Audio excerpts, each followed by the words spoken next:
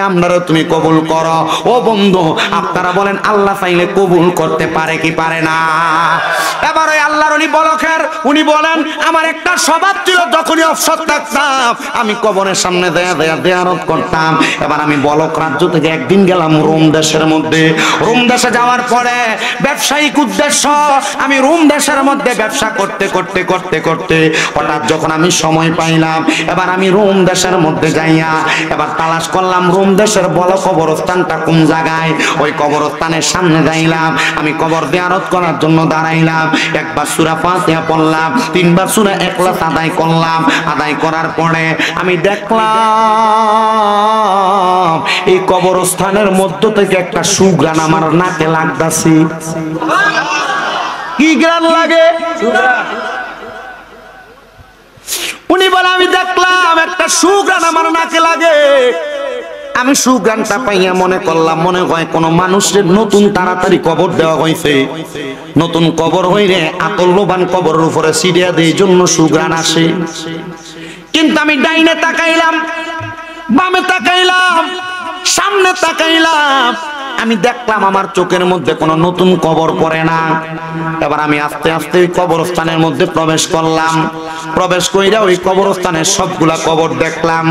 উদ্দেশ্য হইল ওই নতুন কবরওয়ালার কবরের সামনে দাঁড়ায়া আমি একটু আল্লাহ তাআলার কাছে দোয়া করব, আল্লাহ যেন নতুন কবরওয়ালার কবরটারে জান্নাত বানায়া দেয়। ওই বলখের আল্লাহর ওলি বলেন আমি দেখলাম পুরাটা কবরস্থানের মধ্যে কোনো কবর নাই, যেই কবরটা নতুন। আমি আবার তাকে দেখতে দেখতে সর্বশেষ একটা কবরের সামনে গেলাম। একবারে পুরাতন কবরটা, মাটির সাথে একবারে মিশানো। কিন্তু দেখলাম এই কবরটার কাছে যাওয়াতে আমার নাকে ঘ্রাণটা আরো বেশি করে লাগতাছে। আরো জোরে কোন। আমি দেখলাম নাকের মধ্যে ঘ্রাণটা একটু বেশি করে লাগতেছে। যখন আমি নাকের মধ্যে ঘ্রাণটা পাইলাম, নাকের সামনে ঘ্রাণটা পাইয়া আমি এবার এই কবরটার সামনে দাঁড়ায় দাঁড়ায় আল্লাহ তাআলার কাছে দোয়া করলাম। এবার ঘ্রাণটা যখন আমার কাছে বেশি লাগলো, আমার মনের মধ্যে একটু খটকা লাগিয়া গেছে গা। আমি এবার কবরের সামনে দাঁড়ায় দাঁড়ায় দেখলাম কবরের রাস্তার পাশে দিয়ে কেউ যায়নি। যখন দেখলাম একজন আগন্তুক পথিক এই কবরের সামনে দিয়া যায়, আমি এবার ওই কবরের সামনে দাঁড়ায় জিজ্ঞাসা করলাম, এই কবরের এলাকার মানুষ, এই কবরের এলাকার বাসিন্দা, তুমি কি আমার কাছে বলবানি এই কবরটা কার কবর?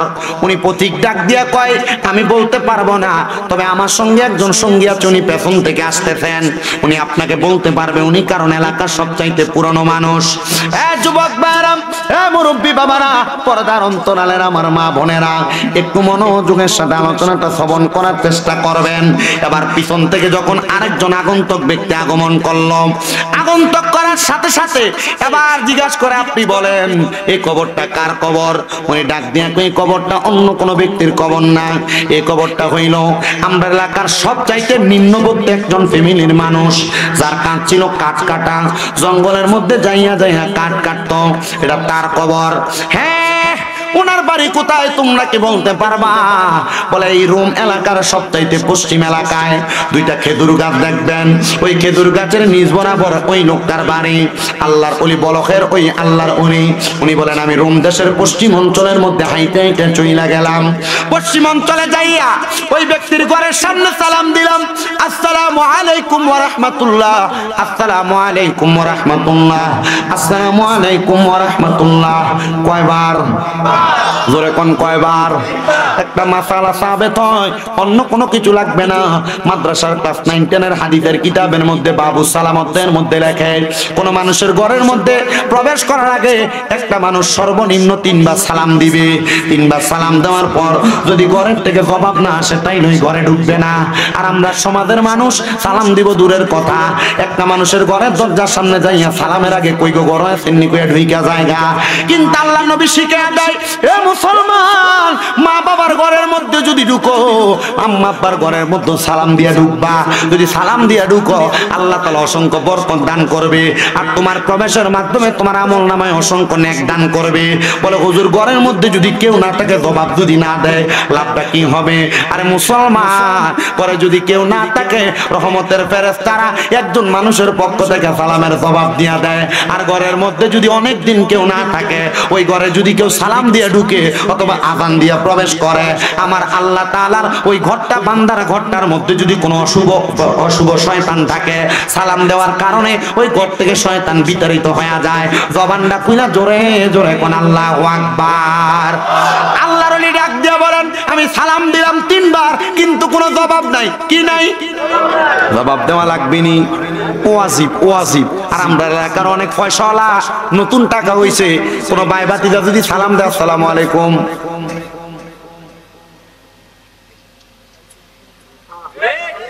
আপনি কিতা কইছেন? এটা কিতা? এটা কিতা? এটা কি?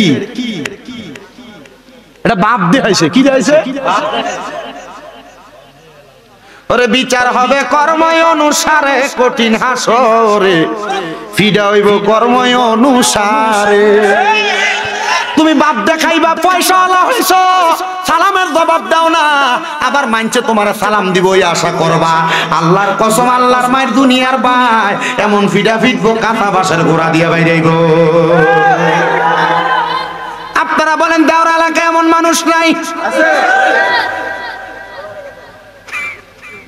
শুধু দেওরা না রে, এমন অহংকারী মানুষ সব এলাকায় আছে। আপনাদের কাছে আমি করজোরে একটা আবদার করি রে বাবারা, আমার আল্লাহ তাআলা আমার নবীর মাধ্যমে কি আমাদের শিক্ষা দিল, ওই শিক্ষাগুলো আমাদেরকে একটু জানা লাগবে। শুধু সালাম দেওয়া না, মাঝে মাঝে কেউ সালাম দিলে জবাবটা ভালো করে দিবেন। ওয়া আলাইকুমুস সালামটা একটু শুদ্ধ করে সুন্দর করে কইবেন, মাথা লাইরেন না। কারণ আপনারা যখন সালাম দিব, আপনি যখন তার জবাবটা ক্লিয়ার ভাবে দিবেন, তখন সে মনে করব হ্যাঁ আমি সালাম দিলে লোকটা জবাব দেয়। আর যখন 2, 3 দিন 4 দিন সালাম দিলে মাথায় এমনি লারে, আর সালাম দেয় না, আমি নিজে দিতাম না আগে, মাথা লারে জবাব দেয় না, দিয়া লাভ নাই। আবার নতুন অনেক পয়সাওয়ালা হয়ে যায়, বাবার বয়সী মুরব্বীরা দোকানে আসে, সালাম দিবে দূরের কথা, এদের সামনে পায়ের উপর পা তুইলা চা খায়, এরার মুখের সামনে সিগারেটের ধোঁয়াটা দেয়। আব্বারে আবদার জানাই, আমি আমার ওয়াজদার মধ্যে ঢুকার আগে আপনাদেরকে নিয়ে নসিহতমূলক কয়েকটা কথা বলতেছি। যদি আপনারা কষ্ট হয়, ওয়াজের মধ্যে বেয়াদবি হয়, ক্ষমা সুন্দর দৃষ্টিতে দেখবেন। কারণ 1-2 ঘন্টা কথা বলবো, 2-1টা কথা লড়চড় হবে না, হইতে পারে না, হবে। আমি মানুষ, আমার ভুলটা আপনি ধরাইয়া দিয়ে আপনি আমার সঠিক পথে পদার্পণ করবেন। আর যদি আমার কথাটা ভালো লাগে, আপনি কথাটার উপর আমল করবেন। আল্লাহ যেন সবাইকে আমার প্রত্যেকটা কথা আমলে জিন্দেগিতে বাস্তবায়ন করার তৌফিক দান করে। জবান থাকলে কোন আমিন। এবার আল্লাহর নবী বলে সালাম দিলাম 4 বার, জোরে কোন কয়বার? সালাম দিলাম 3 বার, জবাব দেয় না। আমি আবার তার ঘরের সামনে থেকে ফিরে গেলাম, 1 কদম 2 কদম 3 কদম, মনে হয় 10-12 কদম দিলাম। দেখলাম এবার আমার পেছন থেকে মহিলা কোনটা কে জানি সালামের জবাব দেয়, ওয়া আলাইকুমুস সালাম ওয়া রাহমাতুল্লাহি ওয়া বারাকাতুহু। আমি আল্লাহর ওলি অবাক হইলাম, আবার দেখলাম সালামের জবাব দেয় ওয়া আলাইকুমুস সালাম। আমি উত্তরটা নেওয়ার পরে আর পেছনে তাকাইলাম না, আবার সালাম দিল ওয়া আলাইকুমুস সালাম। আমি আর পেছনে তাকাইলাম না। ওই মহিলা পেছন থেকে আবার আমারে কই, হুজুর আমি জানি আপনি রাগান্বিত হয়ে গেছেন, ও আল্লাহর ওলি 3 বার সালাম দিবেন, জবাব কেন দিলাম না? এজন্য আপনি আমার সালামের জবাব পাওয়ার পর আর দাঁড়াচ্ছেন না। হুজুর গো, আপনি যখন আমারে সালাম দিছেন আমি নামাজরত অবস্থায় ছিলাম, আপনার নামাজ সালামের জবাবটা দিতে পারি নাই। হুজুর কয় বালা মহিলারা তুই দেবার ধরা। হুজুর ডাক দিয়া কয়, হে মা, ঠিক আছে আপনি নামাজরত অবস্থায় ছিলেন, আমি আপনার ঘরের দরজায় এমনি এমনি আসি নাই। আমি আপনার ঘরের দরজার মধ্যে আসার কারণ হইল একটা, মা এই ঘরটা কি ওই কাঠুরিয়ার ঘর যে কাঠুরিয়াটা মারা গেছে? মহিলা কয়, হ্যাঁ হুজুর, ওই কাঠুরিয়ার ঘর যে কাঠুরিয়াটা মারা গেছে, আমি ওনার একজন স্ত্রী। হুজুর আপনার পাঞ্জাবি আপনার লেবাস দেখতে দেখা যায় আপনি ভালো মানুষ, আলেমে দ্বীন মানুষ, আল্লাহর কোনো খাত বান্দা হবেন, আসেন না একটু মেহমানদারি করব আপনাকে। হুজুর কয় না, আপনি একজন বেগানা নারী, আমার জন্য গায়রে মাহরাম, আমি আপনার সামনে যাইতে পারবো না। মা আপনি ওই জায়গায় থাকেন, পেছনের দিকেও ফিরলাম না, আপনি আমার একটা কথার জবাব দিবেন নি গো মা। ডাক দিয়া কয় হ্যাঁ আপনি আপনার কথার জবাব জানতে চান, বলেন বলেন কি কথার জবাব জানতে চান। হুজুর ডাক দিয়া কয় আপনার স্বামী তো একজন কাঠুরিয়া, আপনার স্বামীর এমন কোন আমল আসেনি যে আমলের কারণে আমার আল্লাহ তাআলা আপনার জামাইরে কবরে ভালা রাখবো। বেটি কয় হুজুর কার কথা বললেন, আমার জামাই কাঠ কাটতো, যদি নেক আমল থাকতো আমার জামাই তো একটা আল্লাহর ওলি হয়ে যাইতো। হুজুর আমার স্বামী মূর্খ মানুষ, আমার স্বামী কাঠুরিয়া মানুষ, আমার স্বামীর এমন কোনো ভালো আমল ছিল না। আল্লাহর ওলি কয় মা মনে কইরা দেখো না এমন কোন ছোটখাটো আমল আসেনি যে আমলের কারণে আমার আল্লাহ তাআলা তোমার জামাইরে জান্নাতবাসী বানাইবো। ওই মহিলা ডাক দিয়া কয় হুজুর আমার কাছে একটা কথা আমার বেশি মনে হয়ে যায়, আমার জামাই আল্লাহর কোরআন তেলাওয়াত করতে পারতো না, কিন্তু আমার জামাইরা যখন জঙ্গলে কাঠ কাটতো, কাঠ কাইটা আসার সময় বাজারের মধ্যে কাঠগুলা বিক্রি কইরা আসার সময় কিছু চাউল আনতো অথবা কিছু আটা আনতো, জব আনতো। আমার স্বামী আমার কাছে আটাগুলা জবগুলা চাউলগুলা দিয়া যখন ওযু বানাইতে গোসল করতে যাইতো, আমি আমার খাবারটা বানাইতে যত দেরি হইতো আমি দেখতাম আমার স্বামীটা আমার ঘরের মধ্যে মুসল্লাটা বিছাইয়া আল্লাহর কোরআন হাতের মধ্যে নিয়া আল্লাহর কোরআনের দিকে তাকায়া তাকায়া কান্দে। হুজুর আমি যখন এমন অবস্থাটা দেখলাম, আমার স্বামীর এই অবস্থাটা দেখা আমি যখন দেখলাম আমার স্বামী কান্নাকাটি করে, একদিন দেখলাম, দুই দিন দেখলাম, তৃতীয় দিন আমার স্বামীকে প্রশ্ন করলাম, হে আমার স্বামী তুমি কেন এমন ভাবে কান্না করো? কান্না করার কারণটা তোমার কাছে জানতে চাই, তুমি তো আল্লাহর কোরআন পড়োই না। উনি ডাক দিয়া কই হুজুর আমার স্বামীকে যখন বললাম তুমি তো আল্লাহর কোরআন পড়োই না, দেখলাম আমার স্বামীটা চোখের পানিগুলো টপ টপ করে ছাইরা দিছে, আমার স্বামী কান্না করতেছে। আমি জিগাইলাম এ আমার স্বামী আপনি আমার কলিজার টুকরা মানুষ, আপনার কোরআন তেলাওয়াতের কথা বললাম আপনি দিবে এমন জানি কান্না করে দিলেন। ডাক দিয়ে আমার স্বামী আমার উত্তর দেয়, হে আমার আদরের স্ত্রী আমি যদি কোরআন তেলাওয়াত করতে পারতাম তাহলে আমি আল্লাহর কোরআনের দিকে তাকায় তাকায় কানতাম না। হুজুর আমার স্বামীর আর কোন আমলের কথা আমি জানি না, তবে একটা কথা জানতাম আমার স্বামী যে কোরআন তেলাওয়াত করতে পারে না আমার স্বামী এই জন্য কান্নাকাটি করত। হুজুর আমার স্বামীটার আর কোনো আমল নাই, হুজুর বলেন না আমার স্বামীটার ব্যাপারে কি আপনি কোনো খবর জানছেন অথবা আপনি কোন ইলহামের মাধ্যমে কোনো খবর জানছেন নি? হুজুর কয় না গো মা তুমি নামাজ পইরা আমার আল্লাহ তাআলার কাছে দোয়া করো, কারণ নামাজের মাধ্যমে আল্লাহ তাআলা মুক্তি দান করে। মহিলা কয় আমি হুজুরের কথা শুই না ঘরের মধ্যে চইলা গেলাম। হুজুর কয় আমি আবার ওই মহিলার ঘরের সামনে আমার ঘাট থেকে একটা রুমাল খুললা আমি রুমালটা বিছাইয়া 2 রাকাত নামাজের জন্য নিয়ত বাঁধলাম। ওই নামাজের নাম হলো সলাতুল হাজতের নামাজ। একটা জবানও বন্ধ নাই, জবানটা খুলা কোন নামাজটার নাম কি নামাজ? চিন্তা করছেন? অনেকে চিন্তা করে হুজুর হাজতের নামাজের তো নাম ওই শুনছি না, ফজর পড়ি না, দুহর পড়ি না, আসর পড়ি না, মাগরিব পড়ি না, এশার পড়ি না, হুজুর আবার সলাতুল হাজতের নামাজ আইলো কই থেকে? ও বন্ধু এই 5 ওয়াক্ত নামাজ ছাড়া আরো অনেক নামাজ আছে, সলাতুল তাহাজ্জুদের নামাজ, সলাতুল ইস্তিসকার নামাজ, সলাতুল হাজতের নামাজ, আওয়াবিনের নামাজ, এশাকের নামাজ, চাশতের নামাজ, এমন অনেক নফল নফল নামাজ আছে। বন্ধুরে এই নামাজগুলা পড়বেন তো দূরের কথা, আপনি তো 5 ওয়াক্ত নামাজই পড়েন না। আপনি কি জানেন না এই নামাজের মাধ্যমে আপনি মুক্তি পাইতে পারেন?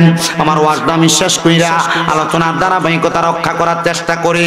হুজুর বলে আমি সালাতুল হাজতের নামাজের নিয়ত করলাম, সূরা ফাতিহা পড়া আমি যখন ওই নামাজের মধ্যে কেরাতটা পড়লাম, প্রথম রাকাতের সাজদা দিলাম, সাজদার মধ্যে তিনবার সুবহানা রাব্বিয়াল আলা পড়া আমি আমার অন্তরের ব্যথার কথা ওই সাজদার মধ্যে বলতে লাগলাম। আবার দাঁড়াইলাম, আবার 2 রাকাত নামাজের প্রথম দ্বিতীয় রাকাতের মধ্যে আমি সূরা পড়লাম, কেরাত মিলাইলাম, রুকু করলাম, সাজদা করলাম, 3 বার সুবহানা রাব্বিয়াল আলা পড়া আমি আমার নামাজের মধ্যে আমার মনের ব্যথার কথা বললাম। ও বন্ধু এটাই একটা নামাজ যে নামাজের সাজদায় দেয়া নিজের কষ্টের কথা বলা যায়। হুজুরকে আমি আমার অন্য কোনো কষ্টের কথা বললাম না, আমার যে হাজত জানার ইচ্ছা ওই কথাটা সাজদার মধ্যে বললাম। ও আল্লাহ ও মনিব মাওলা গো, এই কবরের মধ্যে যেই ব্যক্তি আছে আমার হাজত হইল ওইটা, এই ব্যক্তি কবরের মধ্যে যে আছে একজন কাঠুরিয়া, এমন কোন আমল নাই যে আমলের কারণে এই ব্যক্তি কবরের মধ্যে শান্তিতে থাকবে। আল্লাহ বলো না এই ব্যক্তির কবর থেকে কেন এত সুঘ্রাণ আসতেছে? আমার আল্লাহ তাআলার পক্ষ থেকে ওই নামাজের সেজদার মধ্যে আওয়াজ আসছে, এ বান্দা, এই বান্দা যে আল্লাহর কোরআনের দিকে ছাইয়া ছাইয়া চোখের পানি ফালায়া ফালায়া কোরআন পড়তে পারে না, বইলা বইলা আফসোস করে কাঁদছে, আমার আল্লাহ তাআলা এই ব্যক্তির কবর থেকে এই জন্য একটা সুঘ্রাণ জারি করে দিছে, মানুষ যেন এই ব্যক্তিকে দেখা দেখা শিখতে পারে। এবার আল্লাহর ওলি কয়, হে রোম এলাকাবাসী শোনো, আল্লাহর কোরআন না পইরা কোরআনের দিকে তাকায় তাকায় কাইন্দা কাইন্দা এই ব্যক্তির কবর থেকে এত সুন্দর সুঘ্রাণ আসতেছে। তোমরা যারা কোরআন পড়তে পারো না পড়ার চেষ্টা করো, আর যারা পড়তে পারো না এই কোরআনের দিকে তোমরা তাকায় থাকো। এবার আপনারা বলেন, আমরা যারা পড়তে পারি না, না পড়তে পাইরা আল্লাহর কোরআন শিখার চেষ্টা কইরা যদি আমরা মরণের আগ পর্যন্ত কোরআনের দিকে তাকায় তাকায় থাকি, কোরআনরে মহাব্বত করে কোরআনরে ভালোবাসি, আমার আল্লাহ চাইলে আমরার কবরের আযাব মরার পরে মাফ করতে পারে কি পারে না?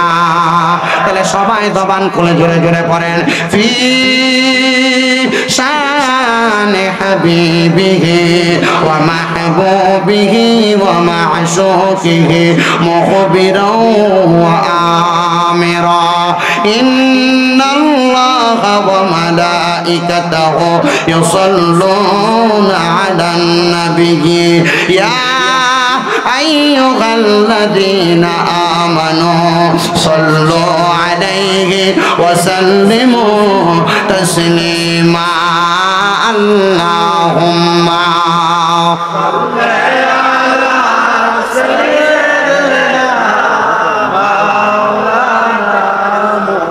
ওয়া আলা আলি সাইয়্যিদিনা। দুরূদ শরীফ পড়তে কষ্ট হয় বাবারাম, তাহলে একটু জবান খুলে জোরে জোরে পড়েন, আল্লাহুম্মা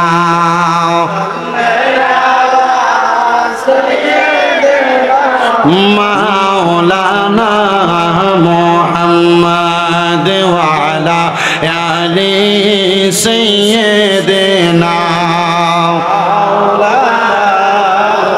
ওরে 3.5 হাত গর্তে ফেলে কেমন করে আইলা চলে, তোমার বাড়ি আইতে দেরি হইলে যে মা ঘুমাইতো না,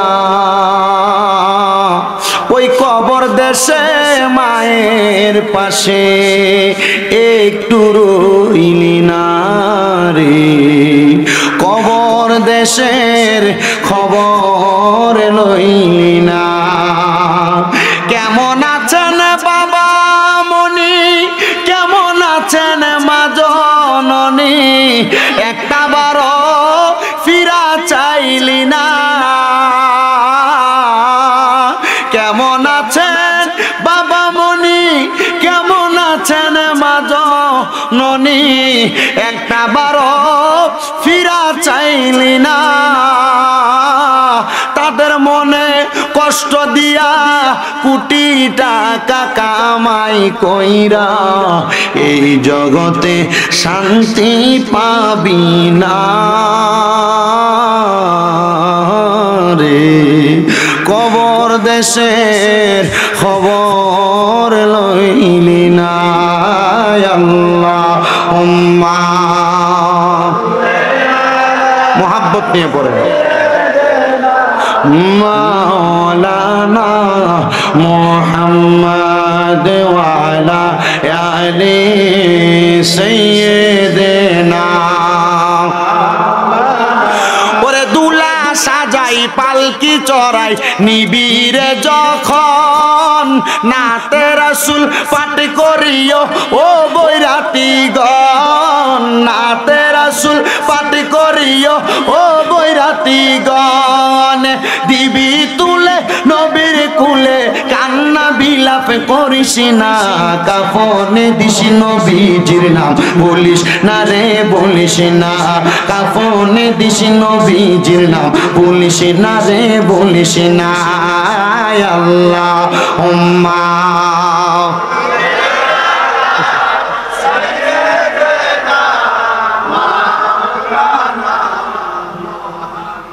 ওয়ালা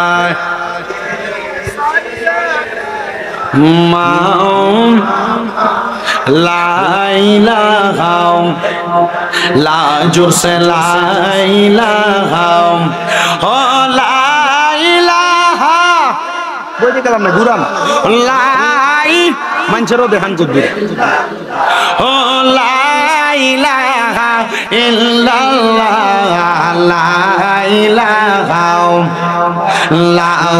লা ইলাহা হাসবি রব্বি জাল্লাল্লাহ পড়েন মাফি কলবি গায়রুল্লাহ বলেন হাসবি জাল্লাল্লাহ মাফি কলবি গায়রুল্লাহ নূর মুহাম্মদ জোরসে নূর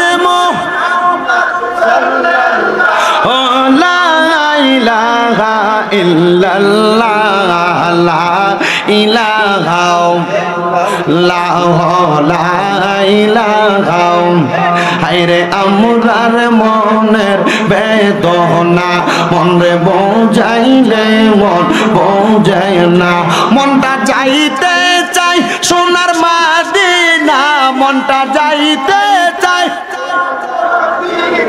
আমরা কেমনে যাব মদিনা লা ইলাহা লা ইলাহা লা ইলাহা হায়রে নামাজ রোজা ছাইর না বন্ধু মা বাবার খেদমত ছাইর না বলেন নামাজ রোজা ছাইর না বন্ধু মা বাবার খেদমত ছাইর না আমার নবীর দরুদ বইল না আমার নবীর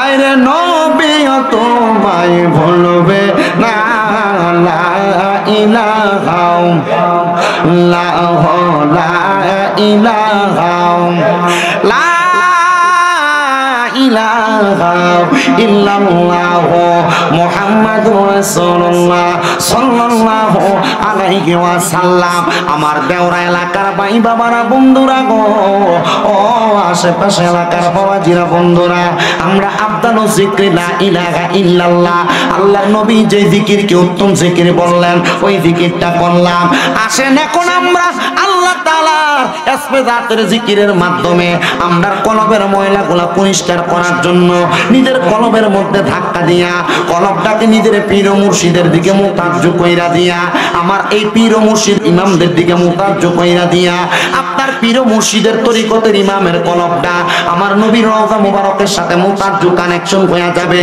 চক্ষুটা বন্ধ কইরা কলবের মধ্যে ধাক্কা দিয়ে আমার আল্লাহ তাআলার ইসমে জাতের জিকির করবেন আমি জানি এই দাওরা এলাকা আহলে সুন্নাত ওয়াল জামাতের আকীদা ওয়ালা এলাকা এই এলাকার মধ্যে বিভিন্ন তরিকাপন্থী মানুষ আছে দরবারের নাম বলতে গেলে দরবারের নাম বইনা শেষ করা যাবে না তবে আমি আপনাদেরকে বলবো দরবার আলাদা হইতে পারে আল্লাহ তো একটা নবী তো একটা কোরআন তো একটা এই আল্লাহ নবী কোরআন এগুলার আমরা এক এবং এক চাই না কলবের মধ্যে ধাক্কা দিয়া তরিকতের সবক অনুযায়ী একটু মুহাব্বতে আল্লাহ তাআলার ইসমে জাতের জিকির করেন আল্লাহ আল্লাহ আল্লাহ আল্লাহ আল্লাহ আল্লাহ এগুলা বন্ধ করেন একটু আল্লাহ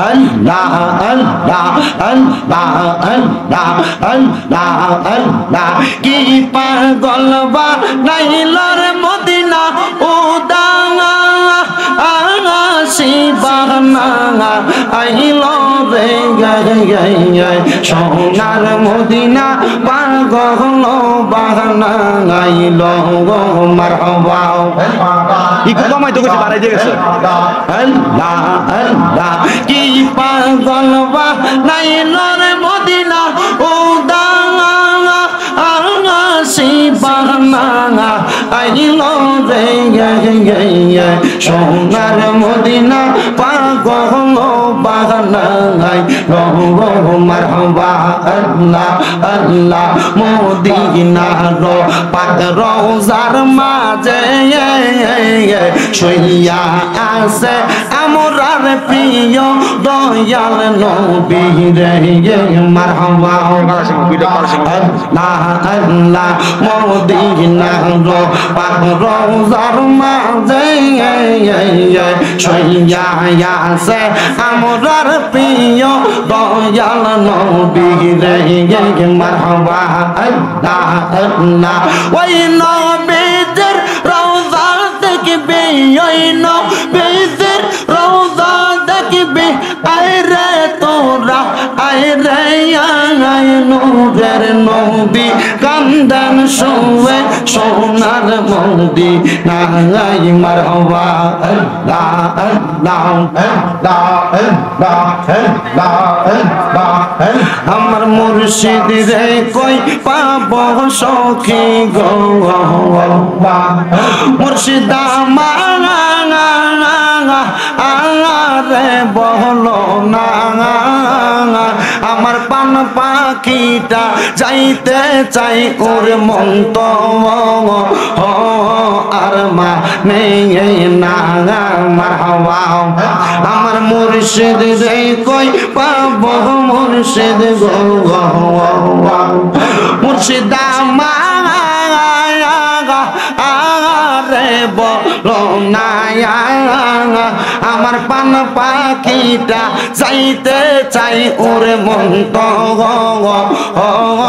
আর মা নেই না মারহাবা আল্লাহ আল্লাহ দয়াল মুর্শিদ আসো কোন বাদে গেছে মারহাবা মুর্শিদ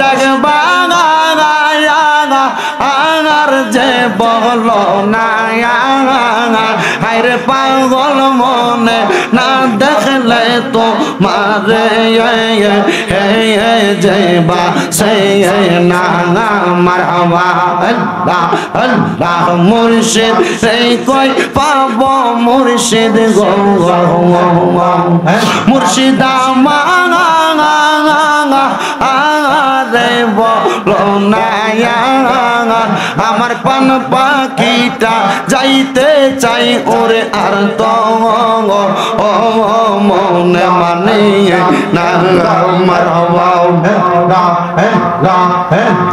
আল্লাহ আল্লাহ আল্লাহ আল্লাহ আল্লাহ আল্লাহ বলো আল্লাহ আল্লাহ আল্লাহ আল্লাহ আল্লাহ আল্লাহ আল্লাহ আল্লাহ আল্লাহ আল্লাহ আল্লাহ আল্লাহ আল্লাহ লা ইলাহা ইল্লাল্লাহ মুহাম্মাদুর রাসূলুল্লাহ সাল্লাল্লাহু আলাইহি ওয়াসাল্লাম জবান বন্ধ নাই মুহাব্বতের আওয়াজে উচ্চ কণ্ঠে বলেন আমরা জিকির করলাম কার আর মুহাব্বতে বলেন না কার ও বন্ধুরে ও নবীর উম্মতের দলেরা যেহেতু আমাকে বলেছে আমি শানের সালাতের বয়ান করার জন্য আমি আপনাদেরকে নিয়ে অল্প কিছুক্ষণ কথা বলবো ধৈর্যের সাথে শুনবেন আপনাদের জন্য তাবারুকেরও রেডি করা হইতেছে প্যাকেটটা করতে যেই দেরি আমার ওয়াদের হেই দেরি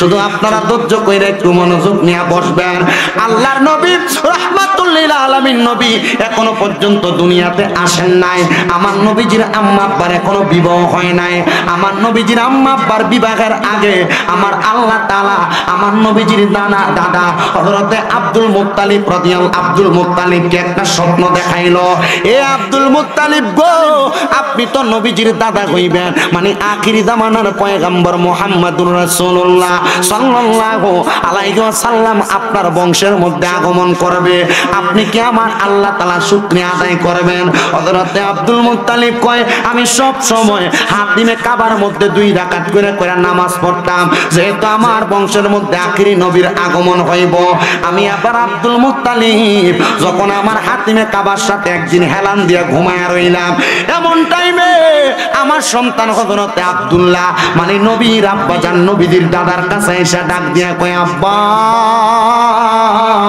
ও আমার আব্বা জান আপনার কাছে আমি একটা নালিশ জানাইতে চাই আব্দুল মুত্তালিব কয় আমার 10টা সন্তানের মধ্যে সর্বকনিষ্ঠ সন্তান সন্তান হযরতে আব্দুল্লাহ। কিন্তু এই আব্দুল্লাহ যখন আমার কাছে একটা বিচার দিতে আসলো, আমি আব্বা জানার মনটা কেমন জানি আনচান আনচান করতে লাগলো। আমি বললাম, ও আব্দুল্লাহ, তুমি আমি আব্বা জানার কাছে কি বিচার দিবা? ডাক দিয়া কয়, আব্বা, আমি যখন মক্কার রাস্তা দিয়ে হাইটা যাই, আমার মক্কার বাদশার মাইয়ারা, সুন্দর সুন্দর যুবতীরা, আমি আব্দুল্লাহর দিকে তাকায়া তাকায়া তারা আমার বিবাহের প্রস্তাব দেয়। আব্বা গো, এরা আমার কাছে টাকা পয়সা সম্পদ কোনো কিছু চায় না, এরা তো মক্কার ধনাঢ্য বংশের মানুষ, এরা কিনলে আমি আব্দুল্লাহর বিবাহের প্রস্তাব দেয়। মক্কার কোনো মাইয়া বাদ নাই, সবাই দিয়ে আইসা আমি আব্দুল্লাহর বিয়ার প্রস্তাব দেয়। হযরতে আব্দুল্লাহ কয়, আমি যখন আমার আব্বা জানের কাছে প্রস্তাবটা দিলাম, আমার আব্বা জানলে দেখলাম মুস্কি মুস্কি হাসে। এবার হযরতে আব্দুল মুত্তালিব বলে, আমার সন্তানের এই কথাটা আমি এবার আমার একজন দোস্ত জানলাম হযরত ওহাব জোহরি, মানে নবীর নানার কথা বলতেছে। আমি ওহাব জোহরি আমার দোস্তের কাছে বললাম। আব্দুল মুত্তালিব কয়, আমি যখন আমার দোস্তের কাছে বললাম, আমার দোস্ত আমার কাছে একটু ভয় ভয় মনে কইরা আমার একটা ডাক দিয়া কয়, গো দোস্ত, আমার ঘরের মধ্যে একটা কন্যা আছে, আপনি তো জানেন, ওনার নাম আমেনা। আপনি চাইলে আমার কন্যাটারে আপনার ছেলে আব্দুল্লাহর সাথে বিবাহ দিতে পারে। আবার ওহাব জোহরি নবীর নানা ডাক দিয়া কয়, শোনো গো, যেহেতু তুমি প্রস্তাবটা রাখলাম তোমার কাছে, তুমি যদি রাজি হও আমি বিবাহের ইন্তজাম করব। আব্দুল মুত্তালিব কয়, নবীর আব্বা জান হযরতে আব্দুল্লাহর বিচার আমি বারবার পাইতে পাইতে আজকে আমি মনে মনে সিদ্ধান্ত নিলাম, এবার হযরতে খাজা আব্দুল্লাহর বিবাহ হবে হযরতে ওহাব জোহরির মাইয়া হযরতে আমেনার সাথে। জোরে কন্যা মারহাবা, আরো জোরে কন্যা মারহাবা। বন্ধুরে আমার দয়াল নবীর আব্বা জানের এবং আম্মা জানের যখন বিবাহ হইল, নবীর আব্বা আম্মার বিবাহের পরের দিন সকালবেলা হযরতে খাজা আব্দুল্লাহ উনি বলেন, আমি মক্কার রাস্তার মধ্যে গেলাম, এবার দেখলাম যে মাইয়ারা প্রত্যেকদিন সকালবেলা আমি আব্দুল্লাহর দিকে তাকাইতো, মুস্কি মুস্কি হাসতো, এরা আমার বিবাহের প্রস্তাব দিত, এরা আর আমি আব্দুল্লাহর বিয়ার প্রস্তাব দেয় না। আমি আব্দুল্লাহ এবার তাদের বিবাহের প্রস্তাব না পাইয়া আমি আবার আমার আব্বা জানের কাছে গেলাম। ও গো আব্বা আব্দুল মুত্তালিব, আপনার কাছে আমার আব্বার, আমি যেই মাইয়াগুলা ডিস্টার্ব জ্বালা যন্ত্রণায় আপনার কাছে বিবাহের কথা বললাম, আমার তো এখন আর ওই মাইয়াগুলা ডিস্টার্ব করে না, এরা তো আর আমার কাছে তাকায় না। নবীর দাদা আব্দুল মুত্তালিব ডাক দিয়া কয়, আব্দুল্লাহ, তারা কেন তোমার জ্বালায় না জানো নি? আব্দুল্লাহ কয়, আব্বা, আমি বিবাহ শেষ করে ফেলেছি, তারা মনে হয় এখন আমি বিবাহ করার কারণে এই জন্য আমারে আর তারা বিবাহের জন্য জ্বালায় না। হযরতে আব্দুল মুত্তালিব কয়, আব্দুল্লাহ, তারা কেন আর তোমার বিবাহের কথা বলে না? আমি আব্দুল মুত্তালিব রে না দিগায়া তুমি একবার যায় তারার কাছে দিগাও না। হযরতে আব্দুল্লাহ ডাক দিয়া কয়, আমি আবার রাস্তার মধ্যে যাইয়া বাদশার মাইয়ারা যখন আমার সামনে দিয়া ফিরা যায়, আমি তাদের কাছে প্রশ্ন করলাম, তোমরা কেন আমারে আর বিবাহের কথা বলো না? তারা ডাক দিয়া কয়, ও আব্দুল্লাহ, আমরা তো তোমার বিবাহ করতে চাই নাই, আমরা চাইছি তোমার কপালের মধ্যে পেশানির মধ্যে একটা নূরে মুহাম্মদী ছিল, ওই নূরে মুহাম্মদীটার মা হওয়ার জন্য। ও আব্দুল্লাহ, আমরা এখন দেখতেছি তোমার কপালের মধ্যে আর নূরে মুহাম্মদী নাই। হযরতে আব্দুল্লাহ নিজে বর্ণনা করে, আল বেদায়া ওয়ান নিহায়া 14 খণ্ডের একটা কিতাব, ইসলামিক ফাউন্ডেশন কর্তৃক ছাপানো, ওই কিতাবের মধ্যে লিখতেছে, নবীর আব্বা আব্দুল্লাহ যখন বাজারের মধ্যে যাইতো গো, বাজার থেকে আসার সময় রাত্রবেলা, এখন না মানুষের বাড়ির সামনে লাইট দিয়া রাখছে, আগে কোনো লাইট ছিল না, হারিকেন নিয়ে মশাল নিয়ে বাজার থেকে বাড়িতে আসতো। হযরতে আব্দুল্লাহ কয়, আমি যখন বাজার থেকে আসতাম, আমার পেছনে পেছনে দলে দলে মানুষ আমার বাড়ির সামনে পর্যন্ত আইতো, এদেরকে জিজ্ঞাইতাম, তোমরা কেন প্রত্যেকদিন আমার সামনে সামনে যাও? এরা উত্তর দিত, নবীর বাবা আব্দুল্লাহ, আপনার কপালের মধ্যে নূরে মুহাম্মদীর আলো দিয়া আমরা আমাদের অন্ধকার রাস্তা দেখতাম। জোরে কোন সুবহানাল্লাহ। ও নবীর উম্মতের দল, নবীর প্রেমিকের দলে না শেখ রাসূল ভাই বাবারা, এবার নবীর আব্বা জান কয়, আচ্ছা বুঝতে পারছি, এখন আমার নূরে মুহাম্মদীটা কোথায়? তাকায় দেখো এই নূরে মুহাম্মদীটা আগের রাতে বাসর ঘরের মধ্যে নবীর আব্বা জান হযরতে খাজা আব্দুল্লাহ নবীর আম্মা জান মা আমেনার কপাল মোবারকের মধ্যে চুম্বন করার কারণে, মা আমেনা বাবা আব্দুল্লাহর পেশানিতে চুম্বন করার কারণে নবীজির নূর মুবারকটা এবার মা আমেনার রেহেমের মধ্যে চইলা গেছে। নবীর মা মা জননী ডাক দিয়া কয়, জগতের মানুষ, ও জগতের মানুষ রে, আমার যখন বিবাহ হইল এর 6 মাসের মাথায়, 4 মাসের মাথায় আমার স্বামী আব্দুল্লাহ দুনিয়া থেকে ইন্তেকাল করলেন। ইন্তেকাল করার একদিন গেল, 1 সপ্তাহ গেল, 1 মাস গেল, 2 মাসের মাথায় আমি দেখলাম আমার যেই ঘরটা আছে ওই ঘরটার মধ্যে কে জানি এসে সালাম দেয়ার আওয়াজ দেয়, আসসালামু আলাইকুম ওয়া রাহমাতুল্লাহ। এই সালাম দিয়া আমার সালাম দেয়া, আসসালাতু ওয়াসসালামু আলাইকা ইয়া নাবিয়াল উম্মি। নবীর মা মেরা ডাক দিয়া কই, ও জগৎবাসী, আমি ঘরের দরজাটা খুললাম, কিন্তু দেখলাম আমার ঘরের দরজার সামনে কোনো কিছু দেখা যায় না। কিন্তু আমি ঘরের দরজা থেকে মাথা বাইর করে দেখলাম কে জানি আমার ঘরের সামনে দাঁড়ায় রইছে, ওনার পাওটা জমিনের মধ্যে। আমি দেখলাম তার মাথাটা মনে হয় আসমানের দিকে লাগা লাগা। এত লম্বা মানুষ আমি আমার জীবনে আর কোনোদিন দেখি নাই। কে কয়? নবীর মা। জোরে কয় না, কে কয়? নবীর মা। আমি আর কোনোদিন এমন মানুষ দেখি নাই। আমি জিগাইলাম, কে গো? উনি ডাক দিয়া কয়, আমি কইলাম আদি পিতা, আমার নাম আদামুস সফিউল্লাহ। জোরে কোন সুবহানাল্লাহ। ওগো নবী, আপনি কেন দুনিয়ার জমিনে আসলেন? ডাক দিয়া কয়, আমেনা, আমি এমনি এমনি দুনিয়াতে আসি নাই, আমি আল্লাহর নবীরে সালাম দিতে আসছি। বলে আল্লাহর নবী কই? বলে আপনার রেহেমের মধ্যে এবার আদম নবী চলে গেলেন, 3য় মাসের মধ্যে আদম নবীর সন্তান শীষ নবী আগমন করলেন। উনি আইসা আমার নবীর সালাম দেয়। আম্মা জান হযরতে আমেনা ডাক দিয়া কয়, আমি দেখলাম ওনারও একবার লম্বাটা কম না, আমার যাইসা উনিও সালাম দেয়, আসসালামু আলাইকুম ওয়া রাহমাতুল্লাহ। আমি দেখলাম এর পরের মাসে আরেকজন নবী আগমন করছে, যার নাম দাউদ নবী, উনিও আমার সালাম দেয়। এর পরের মাসে আরেকজন নবী আগমন করছে, ওনার নাম হইল ইব্রাহিম নবী। এর পরের মাসে আরেকজন নবী আগমন করেছে, ওনার নাম হইল ইসহাক পয়গাম্বর।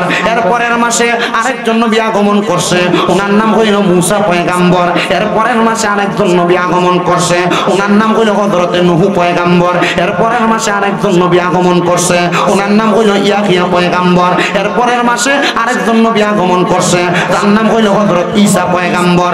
এর পরের মাসে আরেকজন নবী আগমন করছে গো, ওনার নাম হইল হযরতে ঈসা পয়গাম্বরের পরে এই 9 জন নবী আইসা আমি হযরতে মা আমেনার ঘরের সামনে আইসা সালাম দিছে। আমি জিগাইলাম, নবী গো, আপনারা 9 জন নবী আইসা কেন আমার ঘরের দরজার সামনে সালাম দেন? তারা ডাক দিয়া কয়, আপনারা সালাম দিন গো, আপনার গর্বের মধ্যে আল্লাহ তাআলার নূরে মুহাম্মদী আছে, ওই নূরে মুহাম্মদীরে আমরা সালাম দেই। করে কোন সুবহানাল্লাহ। ওরে আমার নবী নূরের নবী, মাটির নবী না, বলেন আমার নবী নূরের নবী, মাটির নবী না, ওই নবীকে নিজের মতো মনে করো না, বলেন ওই নবীকে নিজের মতো।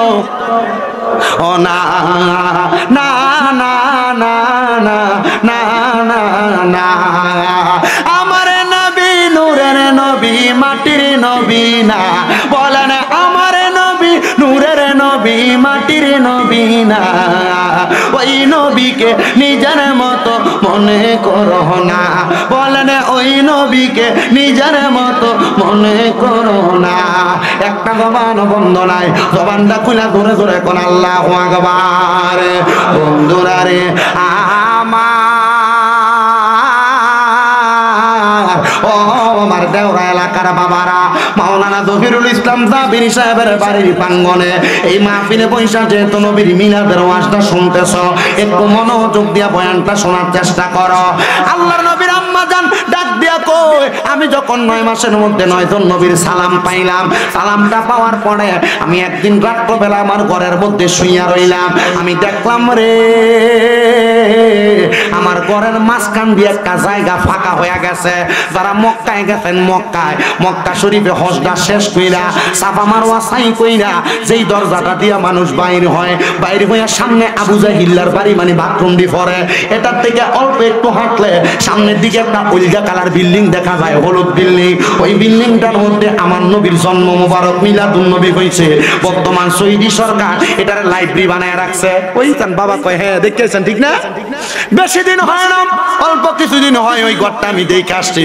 আপনারা যারা সামান্য উমরা হজ করছেন আপনারা দেখছেন, সৌদি যারা থাইকে আসছেন কাজকর্ম করে আসছেন আপনারা দেখছেন নবীজির হুজরা মুবারকটা, মানে নবীজি যেই ঘরের মধ্যে মিলাদুন নবী হয়েছে এটা কাছে ওনার যাইতো দেয় না। তো পাকিস্তানিরা তো সালাক ব্যারিকেড দিয়ে রাখছে, ব্যারিকেড টিনে খোলে আস্তে আস্তে ছায় মতোয়া বা পুলিশ টুলিশ আসেনি ছাইয়া ভাইয়া এই ঘরের ভিতরে ধরে সুমা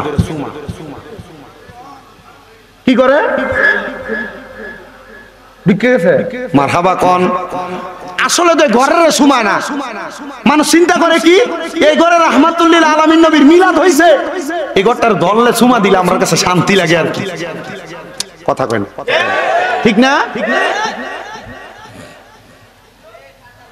মনোযোগ দেন বাবারা, গভীর মনোযোগ নিয়ে আলোচনাটা শ্রবণ করবেন। নবীর আম্মা জান ডাক দিয়া কয় আমি দেখলাম আমার ঘরের মাঝখান দিয়ে একটা ফাঁকা হয়ে গেছে, আমার ঘর থেকে আল্লাহর কাবা ঘরটা দেখা যায়। ওমা সুবহানাল্লাহ কন্যা, আমি দেখলাম রে আল্লাহর কাবা ঘরের উপরে তিনটা কাপড় আল্লাহর দিকে পড়ছে। একটা কাপড়ের রং সবুজ, একটা কাপড়ের রং সাদা, একটা কাপড়ের রং কালা, তিনটা কালার, একটা সবুজ, একটা সাদা, একটা কালো। এজন্য আসে কয় জান্নাত থেকে হাওয়া আসিয়া মরিয়ম হাজেরা মিলাদুন নবী পালন করতে আসিলেন ধরায়। আসলেন নবী পোশাক পরা সুরমা লাগা দুনয়ন, আসলেন নবী পোশাক পরা সুরমা লাগা দুনয়ন, উল্লাসে মাতিয়াই ওঠে পেয়ে নবীর চরণ। দয়াল নবীর আগমনে মায়ার নবীর আগমনে আনন্দিত ত্রিভুবন, উল্লাসে মাতিয়াই ওঠে পেয়ে নবীর চরণ। মা আমেনা বলেন সেদিন তিনটি পতাকা পূর্ব পশ্চিম কাবার সাদে দিয়েছিল দেখা। কয়টা পতাকা? এটাকে আমরার কথা না নবীর আম্মার কথা? আসে কয় মা আমেনা বলেন সেদিন তিনটি পতাকা পূর্ব পশ্চিম কাবার ছাদে দিয়েছিল দেখা। আইরে আসলেন নবী পোশাক পরা, আসলেন নবী পোশাক পরা সুরমা লাগা দুনয়ন, উল্লাসে মাতিয়াই ওঠে পেয়ে নবীর গোচরণ। একটা জবান বন্ধ নাই তোরে কোনি আর রাসূলুল্লাহ। আমার দাওরার যুবক, দাওরার মুরব্বী বাবারা, তরিকতপন্থী ভাই বাবারা, এবার মা আমেনাকে আমি দেখলাম তিনটা কাপড় নামলো। একটা কাপড়ের কালার সাদা, একটার কালার কালা, আর একটার কালার হইল সবুজ। ও বন্ধু গো, ও নবীর উম্মতের দলেরা, আমি দেখলাম একটা সুন্দর মহিলা ওই কাবার ছাদের উপরে নামতেছে। উনি আমার ঘরের মধ্যে আগমন করলো। আমি জিগাইলাম কে গো? উনি ডাক দিয়া কই আমি হইলাম হযরতে হাওয়া, আদম নবীর স্ত্রী। এবার দেখলাম আরেকজন আগমন করলো। আমি জিগাইলাম আপনি কে? উনি ডাক দিয়া কই আমি হযরতে আসিয়া, আমি হইলাম ফেরাউনের স্ত্রী। এবার দেখছে আরেকজন আগমন করছে। আপনার নাম কি গো? উনি কয় আমার নাম মরিয়ম। সুবহানাল্লাহ। এবার আরেকজন আগমন করলো, ডাক দিয়া কয় আপনি কে গো? উনি ডাক দিয়া কয় আমার নাম হযরত হাজেরা। দুনিয়ার বাচ্চা জন্ম নিলে ঘরের মধ্যে দাইমা আসে, আবার হসপিটাল নিয়ে আপনারা দেখ সিজার করান রে বাবারা। এই সিজারটা এই নাভির নিচ অংশের মধ্যে মা বোনের যে কাটা লাগে, এটা কই থেকে ডাক্তাররা আবিষ্কার করলো আপনি তো জানেন না। ভারতের ভেলুরের এক ডাক্তার নিজে বলতেছে নবীজি দুনিয়াতে জন্মগ্রহণ করে দুনিয়ার ছোট বাচ্চারা আম্মা জানের উদর থেকে তাদের যেই লজ্জাস্থান ওই জায়গা দিয়া, কিন্তু নবীজি দুনিয়াতে আগমন করছে আম্মা জানের নাভি মুবারকের নিচের অংশ দিয়া। আল্লাহ তাআলা কুদরতি ভাবে নবীর আম্মা জানরে সিজারটা করছে, কিন্তু এমন সিজারটা আবিষ্কার করছে ডাক্তাররা সেই জায়গা থাইকা। ও বন্ধুরে, ও নবীর উম্মতের দল, আশিক রাসূল ভাই বাবারা শুইনা লও। এবার ওই চারজন মহিলারে নবীর আম্মা ডাক দিয়া কয় আপনারা কে গো? আপনাদেরকে তো আর কোনোদিন দেখি নাই, আপনাদের পরিচয় কি? একজনকে আমার নাম হাওয়া, আরেকজন একজন কয় আসিয়া, আরেকজন কয় মরিয়ম, আরেকজন কয় আমার নাম হাজেরা। আপনারা কেন আসছেন? বলে কিছুক্ষণ পরে আল্লাহর হাবিব দুনিয়াতে আগমন করবে, আমার আল্লাহ তাআলা ওনাকে স্বাগতম জানানোর জন্য পাঠাইছে। মা আমেনা ডাক দিয়া কয় আমি তাকে দেখলাম তারা চারজনের হাতের মধ্যে চারটা পেয়ালা দেখা যায়। জিজ্ঞাসা করলাম চারটা পেয়ালার মধ্যে কি আছে? একজন ডাক দিয়ে কয় আমার হাতের মধ্যে জান্নাতি দুধ, আরেকজনকে আমার হাতের মধ্যে জান্নাতি লাবান, আরেকজন ডাক দিয়ে কয় জান্নাতি শরবত, আরেকজনকে আমার হাতের মধ্যে হাউজে কাউসারের পানি। আম্মা জান আমেনা ডাক দিয়ে কয় আমার তারা চার প্রকারের পানিটা খাওয়াইয়া তারা যখন আমার ঘর থেকে চইলা গেল, অল্প কিছুক্ষণের মধ্যে আমি শুনতে পাইলাম আমার গর্ভের মধ্য থেকে একটা সন্তান আগমন করছে। কিন্তু আমার ঘরের সন্তান যখন আগমন করে আমি দেখলাম রে আমার ঘরটা তাইকা ঘরের দরজা দিয়া সিরিয়ার বড় বড় পাহাড় গুলা দেখা যায়, সিরিয়ার বড় বড় পাহাড় দেখা যায়। মক্কা থেকে সিরিয়ার দূরত্ব কত আপনি গুগলে একটু সার্চটা কইরা দেখেন, আরে দেখা যাইব দূরের কথা। দেওরা বাজার থেকে যদি সামনাটা পুরা সাদা থাকে, দেওরা এলাকা থেকে বরুড়া বাজার দেখা যাইতেই তো কষ্ট হবে। আমার নবীর আম্মা কয় আমি আমার ঘর থেকে সিরিয়ার বড় বড় পাহাড় রাজপ্রাসাদ দেখছি।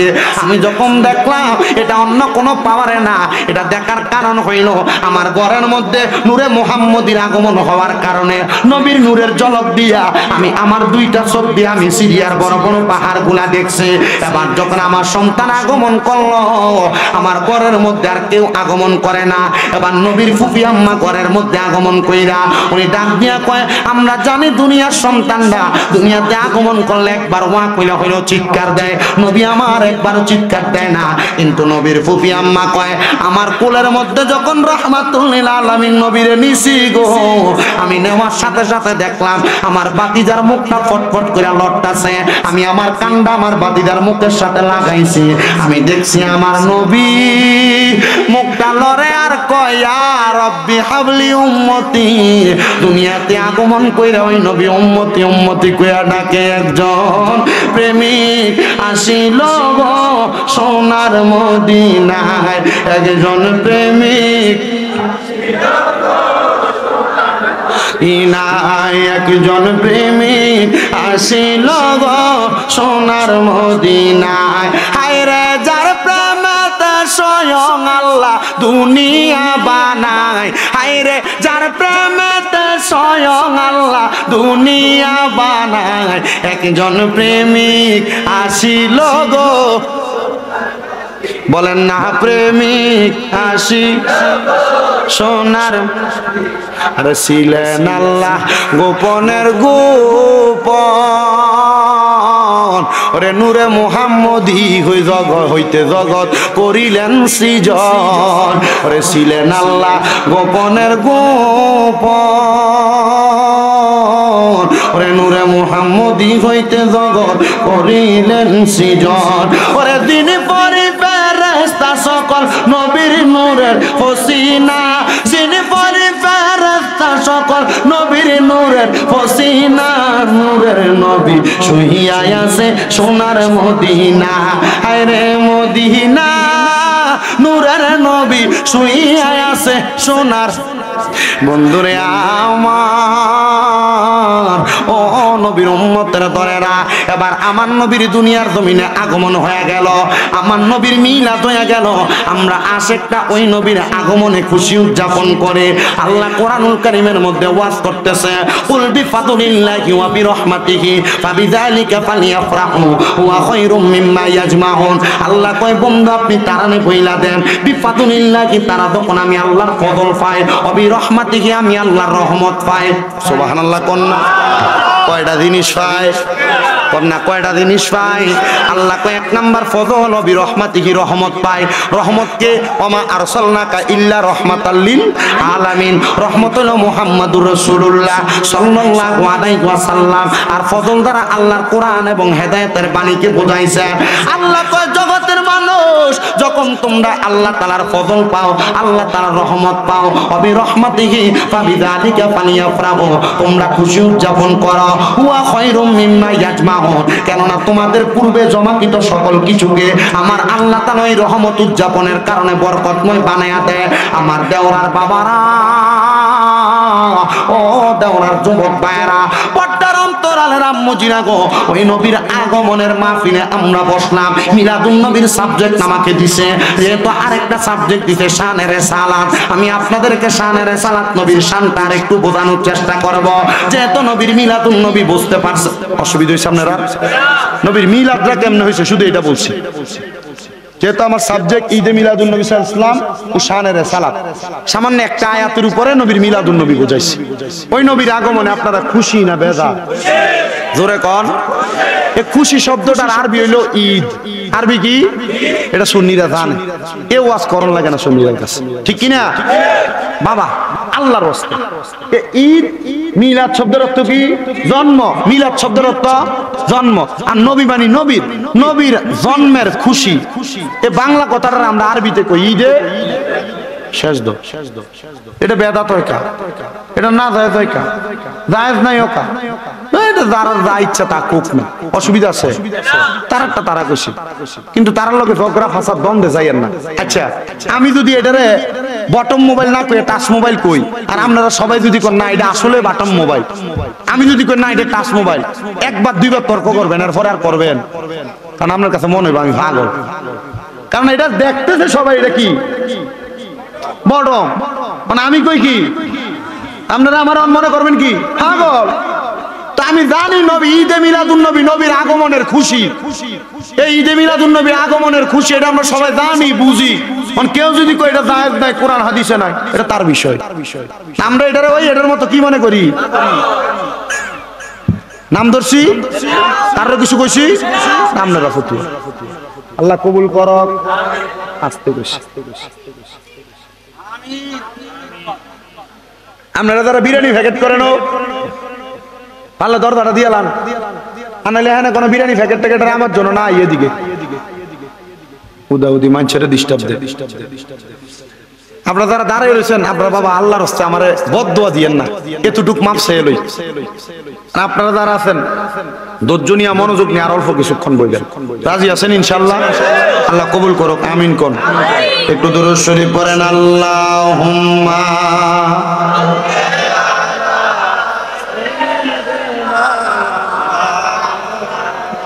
মুহাম্মাদ ওয়া আলা আলিহি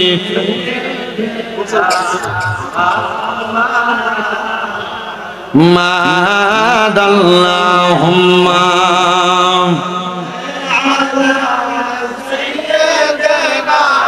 মাওলানা মুহাম্মাদ ওয়া আলা আলি সাইয়্যিদিনা। जबकि सरकार तशरीफ लाने लगे, हुर गिल्मा भी खुशियाँ मनाने लगे। নবীজির আগমনে হুর গিলমান পর্যন্ত খুশি হয়ে গেছে। এটা আসে শুরু শুরু বলে, জবকে সরকার তশরিফ লানে লাগে, হুর গিলমা भी खुशियाँ मनाने लगे। हर तरफ नूर की रोशनी छा गए, हर तरफ नूर की रोशनी छा गए। मुस्तफा क्या मिले जिंदगी मिल गए, ए हलीमा तेरे गादे में आ गए। दोनों आलम के रसूल अल्लाह ही अल्लाह, दोनों आलम के रसूल अल्लाह ही अल्लाह, दुआ हो गए कबूल। अल्लाह ही अल्लाह, अल्लाह ही अल्लाह, बोलो अल्लाह ही अल्लाह, बोलो अल्लाह ही अल्लाह, बोलो अल्लाह ही अल्लाह। जश्ने आमद रसूल अल्लाह ही अल्लाह, जश्ने आमद रसूल अल्लाह ही अल्लाह। একটা জবান বন্ধ রাখবেন না, জবানটা খুইলা উচ্চ কণ্ঠে জোরে জোরে পড়েন আল্লাহু আকবার। ও বন্ধুরে, যেই নবীজি এত রহমত নিয়ে দুনিয়াতে আগমন করলো, আবু জাহেল কিন্তু ওই নবীরে দেখছে, আবু বকর ওই নবীরে দেখছে। আবু বকর যেই চোখ দিয়ে দিয়া দেখছে, আবু জাহেল ওই চোখ দিয়া দেখে নাই। এই জন্য আবু জাহেল কাফের, আবু বকর ইমামদার। সুবহানাল্লাহ। ও নবীর উম্মতের দলেরা, আশিক রাসূল ভাই বাবারা, উতবা সাহেব আমার নবীরে দেখছে, ওমর ওসমান আলী আমার নবীরে দেখছে, কিন্তু উতবা সাহেব এই চোখ দিয়া দেখছে, ওমর ওসমান আলী হায়দার এই চোখ দিয়া দেখে নাই। উতবা সাহেব এই চোখ দিয়া দেখছে, এই চোখ দিয়া দেখার কারণে তারা কাফের। আর ওমর ওসমান আলী যেই চোখ দিয়া দেখছে, এই চোখ দিয়া দেখার কারণে তারা ইমামদার। জোরে কন্যা সুবহানাল্লাহ। সিদ্দিক, ফারুক, ওসমান, হায়দার, চারজন সাহাবা সবচেয়ে বেহতার। সিদ্দিক, ফারুক, ওসমান, হায়দার, চারজন সাহাবা সবচেয়ে বেহতার, কারণ তাদের হৃদয়ে আছে আল্লাহর পয়গম্বর। নারে তাকবীর, আল্লাহু আকবার বলো, নারে তাকবীর, আল্লাহু আকবার, নারে রিসালাত ইয়া রাসূলুল্লাহ।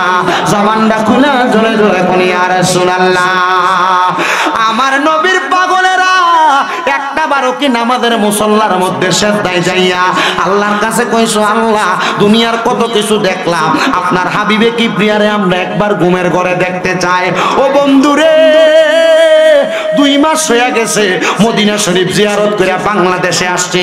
আমি যখন আমার নবীর রওজা মুবারকে সালাম দিছি গো, আমি আমার নবীর রওজা মুবারকে 5 ওয়াক্ত নামাজের পরবর্তী সময়ে প্রত্যেক ওয়াক্ত নামাজের পরে নবীর দরবারের সামনে দাঁড়ায়া দাঁড়ায়া ইয়া নবী সালাম আলাইকা বলে নবীর দরবারে সালাম দিছি। কিন্তু সর্বশেষ যেই দিন আমার নবীর রওজা মুবারকে সালাম দিয়া আমি মক্কার উদ্দেশ্যে রওনা করব, আমি আমার নবীর রওজায় সালাম দেই আর কই, ইয়া রাসূলুল্লাহ নবী গো, আমার জীবনের মধ্যে একটা শখ ছিল, আপনার রওজা মুবারক মরণের আগে একবার কোন জিয়ারত করব। নবী গো, আর কোন শখ নাই, আজকে আরেকটা শখের কথা আপনার রওজার সামনে দাঁড়ায়া বইলা যায়। ইয়া রাসূলুল্লাহ, আপনার রওজা মুবারক তো জিয়ারত কইরা ফালাইছি, নবী গো মরণ তো হইয়া যাবে, মালাকুল মউত আজরাইল তো চলে আসবে। ইয়া রাসূলুল্লাহ, আপনার মরণের আগে একবার আপনি নবীর চেহারা মুবারক আমারে দেখাইয়েন। আমি আমার নবীর রওজা মুবারকের সামনে দাঁড়িয়ে কথা বলছি, আর 3 নাম্বার নবীর রওজা মুবারকের সামনে দাঁড়িয়ে দাঁড়িয়ে বলছি, ইয়া রাসূলুল্লাহ কত ওয়াজ মাহফিলের মধ্যে যাই, আপনার কত পাগলদেরকে লইয়া আপনি নবীরে সালাতু সালাম দেই। নবী গো, আপনার কত পাগলরা বাংলাদেশে আপনারে দেখার জন্য কান্দে, আপনার মদিনা দেখার জন্য কান্দে। আপনি মরণের আগে আপনার পাগলদেরকে একবার হইলো মদিনায় আইনেন। মদিনায় যদি না আনেন, আপনার পাগলদেরকে একবার হইলো আপনার রওজা মুবারকের সামনে আইনেন। যদি না আনেন, আপনি ঘুমের ঘরে আপনার পাগলটির একবার দেখা দিয়েন। আল্লাহর কসম, ও দেওরার বয়স্ক বাবারা, ও দেওরার মুরব্বী বাবারা, ও দেওরার যুবক ভাইয়েরা, পর্দার অন্তরালের মা, আমি আল্লাহর কাবা ঘরের গিলাফটার মধ্যে দইরা সেম দোয়াটা করছি, দইরা কইছি, আল্লাহ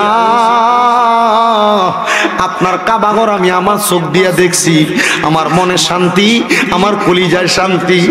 আর কোনদিন আর আপনার কাবা ঘরের সামনে আসতে পারবো কিনা জানি না। আল্লাহ, আপনার কত কাবা ঘর দেখুন না পাগলরা বাংলাদেশে কান্দে। আল্লাহ, তাদেরকে এই কাবা ঘরটা না দেখাইয়া মরণের ডাক দিয়েন না। আল্লাহর কাছে দোয়া করছি, আল্লাহ আমার বাংলার আশেকে রাসূল ভাইদেরকে আপনার কাবা ঘর দেখার জন্য ইহরামের যেই 2টা কাপড় পরা লাগে, ওই 2 টুকরা ইহরামের কাপড় গায়ে লাগার আগে কাপনের কাপড় তারার গায়ে লাগাইয়েন না।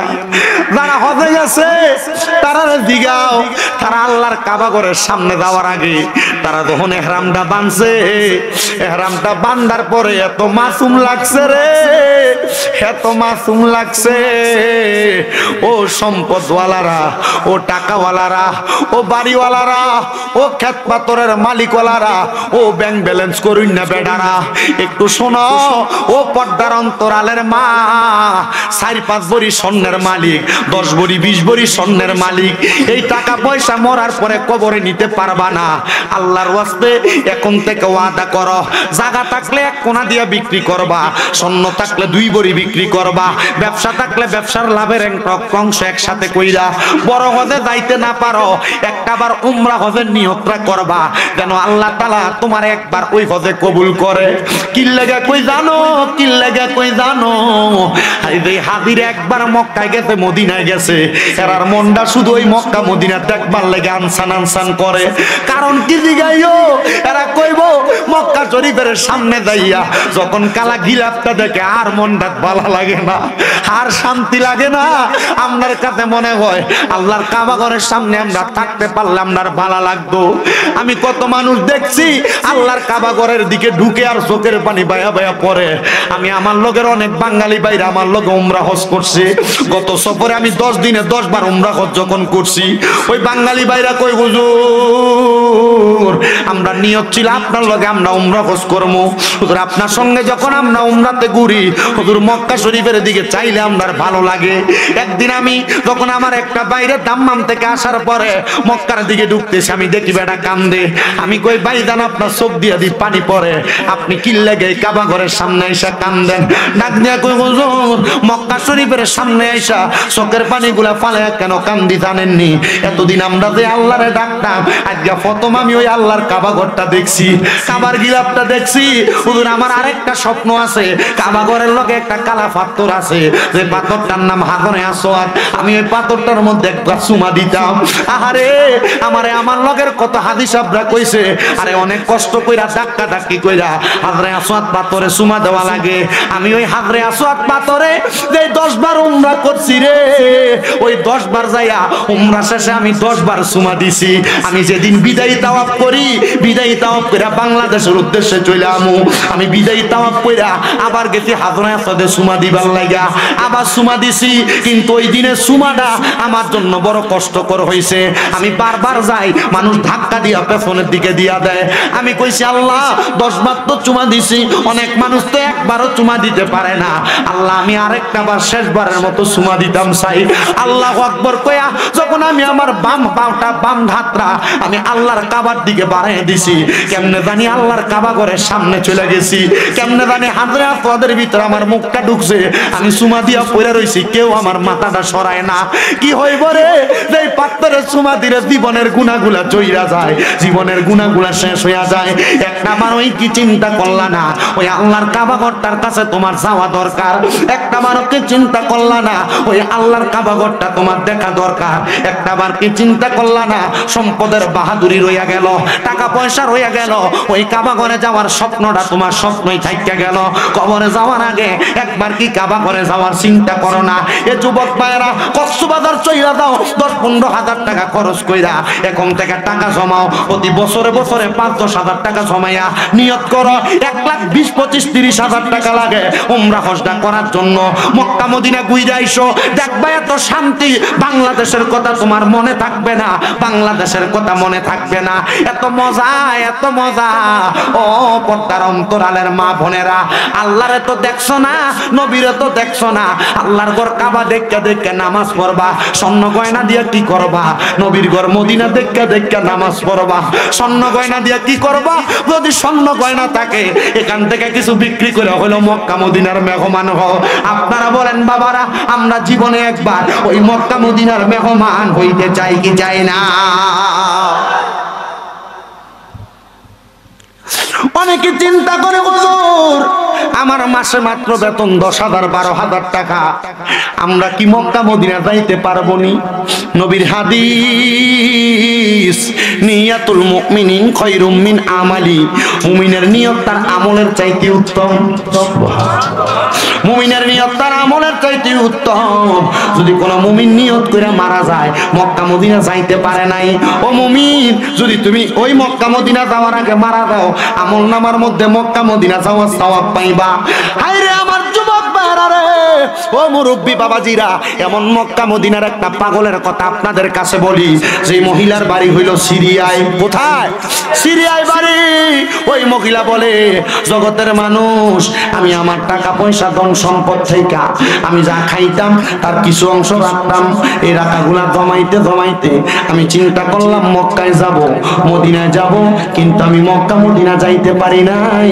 হঠাৎ করে একদিন আমাদের এলাকার একজন আল্লাহ পাকের বন্ধু হযরতে ওসমান তুরসি রহমতুল্লাহ আলাইহি, কি তুরসি? ওসমান তুরসি রহমতুল্লাহ আলাইহি, আমার এলাকার সবচাইতে সিরিয়ার বড় মসজিদের ইমাম। উনি এলাকার মসজিদের মানুষের কাছে বলছে, হে আমার মুসল্লিরা, আমি অল্প কিছুদিনের জন্য আপনাদের কাছ থেকে ছুটি চাইতেছি। মুসল্লিরা কয়, হুজুর আপনি আমাদের এলাকার সবচাইতে বড় ইমাম, আপনি ছুটি চাইতেছেন কারণটা কি? বলে, আমি আল্লাহর কাবাঘর দেখার জন্য, নবীর মদিনা দেখার জন্য যাব। এবার সবাই কই, হুজুর হজ করতে যাবেন? সবাই হুজুরের কথা শুই না বড় খুশি হয়ে গেছে। সবাই ডাক দিয়ে কয়, হুজুর যেহেতু মক্কায় যাবেন, আমরা লাগে একটু দোয়া করবেন। এলাকা থেকে কেউ যদি হজ করতে যায়, মানুষ দোয়া চায় কি চায় না? আমরা যে আসতে কর, দোয়া চাই কি চায় না? ওই মানুষ ডাক দিয়ে কয়, হুজুর আপনি তো মক্কা মদিনা যাবেন, আপনি আমরারে মক্কা মদিনায় আমরার জন্য দোয়া করবেন। হুজুরকে আল্লাহ আপনাদের দোয়া কবুল করো।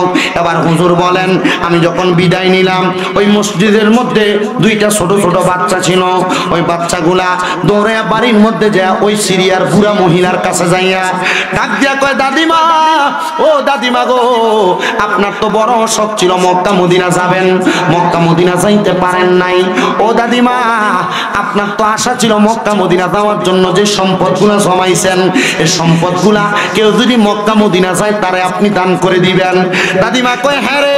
বলে, দাদিমা, আমাদের এলাকার সবচাইতে বড় ইমাম, সিরিয়ার মসজিদের ইমাম, উনি মক্কা মদিনা যাওয়ার জন্য রওনা করেছে। দাদিমা বলেন, আমি আবার দৌড়ে গেলাম, হাতের মধ্যে আমার লাঠিটা নিয়ে সামনের দিকে দাঁড়াইলাম। দাঁড়াইয়া দেখলাম ওই মহিলাটা আমার সামনে দাঁড়ানো। ওসমান তুরসি বলেন, মহিলাটা এসে আমার হাতের মধ্যে একটা পুটলি ধরাইয়া দিল। যে পুটলির মধ্যে 300 দিরহাম ছিল। কয়শো দিরহাম? আসতে কইছে, কয়শো দিরহাম? 300 দিরহাম ছিল। আমি 300 দিরহামের পুটলিটা হাতের মধ্যে নিয়ে আমি রওনা করলাম। রওনা করার আগে ওই মহিলার জিজ্ঞাসা করলাম, মা, আপনি কেন এই টাকা আমারে দিলেন? ওই মহিলা চোখের পানি গুলা ছাইরা দিয়া কান্দে আর ডাক দিয়া কই, হুজুর আমার মনে বড় স্বপ্ন ছিল, আমার আশা ছিল আল্লাহর ঘর কাবায় যাইয়া মদিনায় যাইয়া আমি হজ করব, আল্লাহর ঘর কাবা দেখব, মদিনা শরীফ জিয়ারত করব। ও হুজুর, আমি তো কাবায় যাইতে পারি নাই, আমার সম্পদে কুলায় নাই। যেদিন থেকে চিন্তা করলাম, না, আমার মরণের আগে আমি মক্কা মদিনা যাইতে পারবো না। এবার আমি ওই দিনই নিয়ত করলাম, আমার যা সম্পদ আছে কেউ যদি মক্কা মদিনা যায় আমি তারে দান করে দিব। হুজুর আমার সম্পদগুলো আমি আপনাকে দিলাম, আপনি একবার রাহমাতুল লিল আলামিন নবীর রওজা মুবারকে আমার সালামটা দিবেন আর আল্লাহর কাবা ঘরের গিলাফটা দিয়ে আমার জন্য দোয়া করবেন। এবার ওসমান তুরসি বলে, আমি তার হাদিয়াটা নিলাম এবং আল্লাহর কাবা ঘরের সামনের দিকে রওনা করলাম। ওসমান তুরসি বলে, যাইতে যাইতে যাইতে যাইতে আমি যখন সামনের দিকে গেলাম, আমি মক্কা শরীফের মধ্যে হজ করব। আমি হজ করার জন্য মক্কা শরীফের দিকে যখন আমি কদমটা বাড়াইলাম, বিসমিল্লাহি আল্লাহুম্মা ফতাহ লি আবওয়াব রাহমাতিক, আসসালাতু ওয়াসসালামু আলাইকা ইয়া রাসূলুল্লাহ বইলা যখন আমি আল্লাহর কাবা ঘরের দিকে পাওটা আমি রাখলাম, গো সেই মহিলা সিরিয়াতে আমার 300 দিরহাম দিছে, আমি দেখতাছি ওই মহিলা আল্লাহর কাবা ঘর তাওয়াফ করতেছে। ওমা, বেটির কাছে আছে 300 দিরহাম, বেটি 300 দিরহাম দিয়ে দিল। ওসমান তুরসিকে আমি বড় অবাক হয়ে গেলাম, হতভম্ব হয়ে গেলাম। আমি মহিলারা কোনো কথা বললাম না। আমি হজব্রত অবস্থায় আমি আমার হজটা শেষ করলাম, মক্কা মদিনা মক্কা শরীফের মধ্যে তাওয়াফ করলাম, মাকাম ইব্রাহিমের সামনে নামাজ পড়লাম, সাফা মারওয়ার মধ্যে সাই করলাম। বের হইয়া আমি আবার দেখলাম ওই মহিলা আমার সামনে দিয়া লাঠি বট দিয়া দিয়া সামনের দিকে যায়। আমি ওসমান তুরসি জিজ্ঞাসা করলাম, মা, ও মা, আপনি যে আল্লাহর কাবা ঘর দেখার জন্য আসছেন, আপনি না বলতেন আপনি মক্কা শরীফে আসার জন্য আপনার নির্দিষ্ট পরিমাণ অর্থ নাই, আপনার 300 দিরহাম আমি পাগলারে দান করে দিছেন। মহিলা কই হুজুর আপনারা যখন আমি টাকাটা দিয়ে দিছি আপনি আসার সময় কারোর কাছে রাস্তায় আমার টাকা দেওয়ার কথা বলছেননি? হুজুর ডাক দিয়া কয় হ্যাঁ, আমি একজন বাদশাহ যিনি সিরিয়ার অর্ধ জায়গাকে পরিচালনা করে, তার কাছে হজে দেওয়ার আসার কারণটা এবং আপনি মহিলার দান করা টাকার কথা বলছি।